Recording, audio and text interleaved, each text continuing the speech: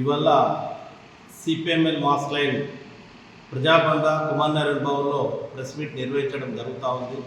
ప్రధానంగా ఆదర్శ గ్రామం అంకాపూర్లో బెడ్రూమ్ల విషయంలో అవకతవకలు జరిగినాయని చెప్పేసి కలెక్టర్ని కానీ సబ్ కలెక్టర్ని కానీ ఎంఆర్ ఆఫీస్ ముందు 4 రోజులుగా నిరాదీక్ష చేసినప్పటికీ కూడా నీకు ఉలుకు లేదు పలుకు లేదు.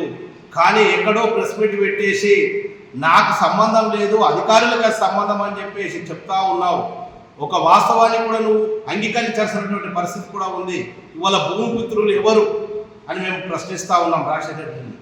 ఎందుకనంటే ఇవాళ దాదాపుగా శ్రీరామ్ సాగర్ ప్రాజెక్టు కట్టినప్పుడు వచ్చినటువంటి వ్యక్తులు వీళ్ళు ఇక్కడ ఉన్నారు. కానీ ఇవాళ నీ దగ్గర 10 ఏళ్ల కిందట ఒక ఫోటోగ్రాఫర్ పనిచేస్తున్నాడు ఇవాళ భూమిపుత్రుడు అవుతాడని చెప్పేసి నేను ప్రశ్నిస్తూ ఉన్నాం.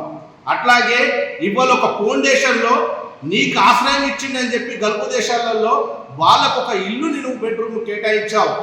ఇది మరి ఎట్లా కరెక్ట్ అవుతుందని చెప్పేసి నేను ప్రశ్నిస్తూ ఉన్నాం.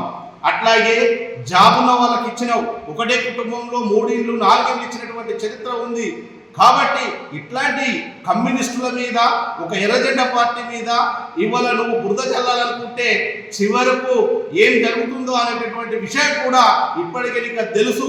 కాబట్టి ఏదైనా నువ్వు ప్రజాశక్తుల్లో తెరుచుకుందామంటే వీడిసి మీ ఊర్లో పెట్టినా సరే ఎక్కడికైనా మేము సిద్ధంగా ఉన్నామని చెప్పేసి ఈ సందర్భంగా తెలియజేస్తా ఉన్నాం. కాబట్టి ఈ చౌకబారిన రాజకీయాలు అవి నీకే వదిలేస్తా ఉన్నాం. మా కమ్యూనిస్ట్ పార్టీలకు అవకాశం లేవు. కనుక ఏదైనా పేద ప్రజలకు నువ్వు ఎట్లయితే కలెక్టర్కి చెప్పి వాళ్ళు అర్హులు కాకపోతే ఖచ్చితంగా క్యాన్సల్ చేసి నేను ఇప్పిస్తానన్నావో ఆ మాటను నిలబెట్టుకోవాలని చెప్పి సిపిఎంఎల్ మాస్ లైన్గా మేము డిమాండ్ చేస్తా ఉన్నాం.